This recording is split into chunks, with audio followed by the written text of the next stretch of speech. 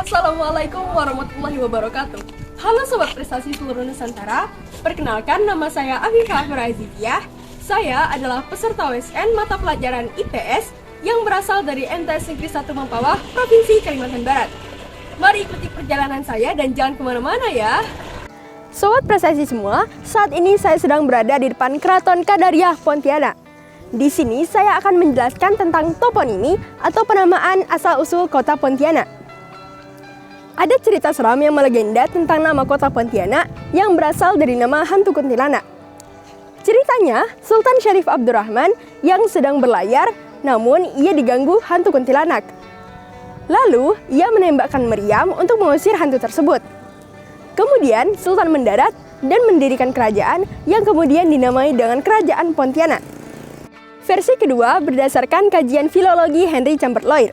Nama Pontianak berasal dari pohon punti, yaitu pohon-pohon tinggi yang banyak terdapat di hutan yang sekarang menjadi kota Pontianak.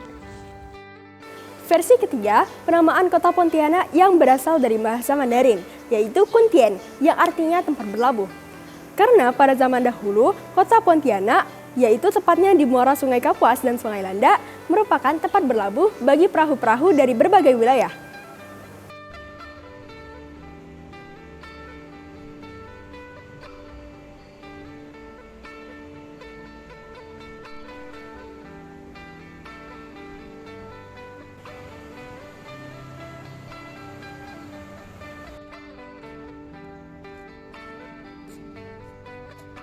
Pontianak adalah ibu kota Provinsi Kalimantan Barat yang terletak di sebelah barat Pulau Kalimantan dengan luas wilayah 107,82 km persegi dengan jumlah penduduk 672.440 jiwa. Kota Pontianak dikenal sebagai kota Katulistiwa karena terletak pada garis lintang 0 derajat. Oleh karena itu dibangun Tugu Katulistiwa yang menjadi ikon kota Pontianak. Inilah Tugu Katulistiwa yang terkenal itu.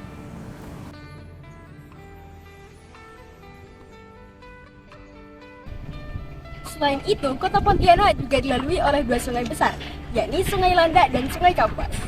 Nah, Sungai Kapuas merupakan sungai terpanjang di Indonesia loh. Panjangnya mencapai 1.143 km. Nah, seperti inilah penampakan Sungai Kapuas.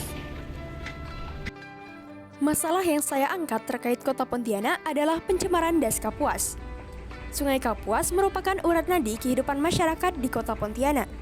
Aktivitas masyarakat kota Pontianak bergantung pada sungai ini, seperti untuk transportasi, aktivitas rumah tangga seperti mandi dan mencuci, permukiman, kawasan industri, dan pariwisata. Banyaknya aktivitas manusia membuat kondisi sungai menjadi tercemar. Misalnya, sampah rumah tangga seperti plastik, sisa makanan, deterjen, dan limbah cairan yang mengalir ke sungai. Limbah pabrik dan bahan bakar perahu juga dapat membuat sungai tercemar.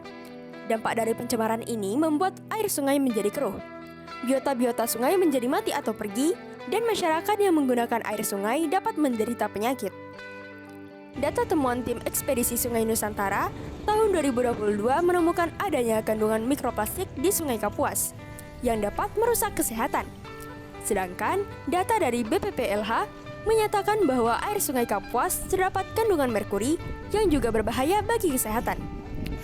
Upaya yang dapat dilakukan untuk menanggulangi pencemaran adalah 1. Merealisasikan pembangunan instalasi pengolahan air limbah atau IPAL oleh pemerintah Kota Pontianak untuk menampung dan mengolah air limbah agar tidak membahayakan ketika dibuang. Kedua, pemerintah mewajibkan pabrik-pabrik untuk membuat IPAL secara mandiri agar limbahnya tidak mencemari sungai.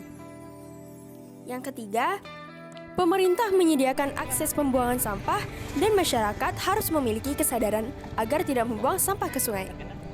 Yang keempat, masyarakat dapat berpartisipasi dalam komunitas pencinta lingkungan dan melakukan aksi menyelamatkan lingkungan terutama di Sungai Kapuas.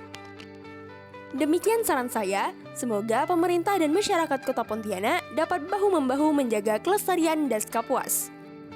Jadi kita selaku warga Kalimantan Barat khususnya di Kuta Pontianak di sepanjang Sungai Kapuas ini, marilah kita jaga kebersihan dan kelestarian Sungai Kapuas ini supaya dapat dinikmati sampai anak cucu kita. Jadi kasihan kalau misalnya sungai kita ini kotor. nantinya tak dapat lagi digunakan airnya untuk aktivitas kita. Kasihan untuk anak cucu kita. Jadi ini je harapan saya. Terima kasih. Sebelum mengakhiri perjalanan ini, tidak lengkap kiranya kalau kita belum mencicipi kuliner khas Kalimantan Barat, seperti ikan asam pedas, sodong pangkong, tengkang, pisang goreng, bingkai berendam, dan masih banyak kuliner lain yang bisa kalian coba. Akhirnya, saya mengucapkan terima kasih kepada Sobat Prestasi semua yang telah mengikuti perjalanan saya kali ini. Semoga suatu saat nanti kalian bisa berkunjung ke Kota Pontianak. Awak datang, kami sambut. Wassalamualaikum warahmatullahi wabarakatuh.